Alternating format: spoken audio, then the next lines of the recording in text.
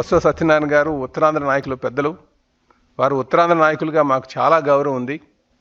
వారు నాకు ప్రాణహాని ఉంది అని చెప్పేసి వారు చెప్పడం జరిగింది. మేము ఒకటే చెప్తున్నాం, ప్రభుత్వ పరంగా కావచ్చు, పార్టీల పరంగా కావచ్చు, ఎటువంటి మీకు హాని ఉండదు. కాకపోతే మాకున్నటువంటి మీ మాటలు బట్టి మాకు తెలిసినటువంటిది మాకు ఒక ఆలోచన అయితే వచ్చింది.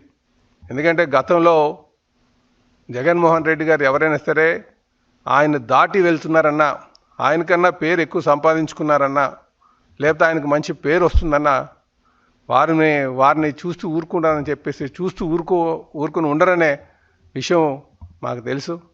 వాళ్ళ బాబాయ్ విషయంలో కూడా అలాగే అయింది. కనుక మేము ఒకటే తెలియజేస్తున్నాం, మీకు ఎటువంటి ప్రాణహాని ఉంటే అది మీ పార్టీ నుంచే ఉంటుంది. ఈరోజు మీరు ప్రతిపక్ష నేతగా ఆయన బాగా ఫోకస్ అవుతున్నారు ఎమ్మెల్యే అక్కడ కౌన్సిల్లో.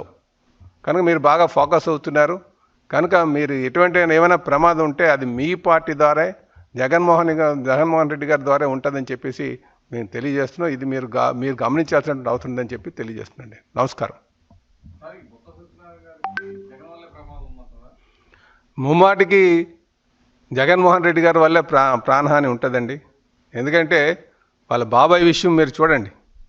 వాళ్ళ బాబాయ్ని ఎవరు చంపారు చెప్పమనండి అది.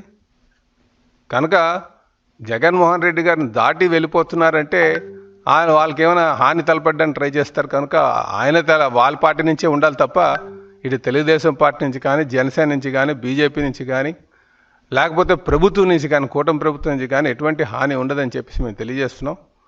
ఉంటే వాళ్ళ దగ్గర నుంచే ఉండాలి.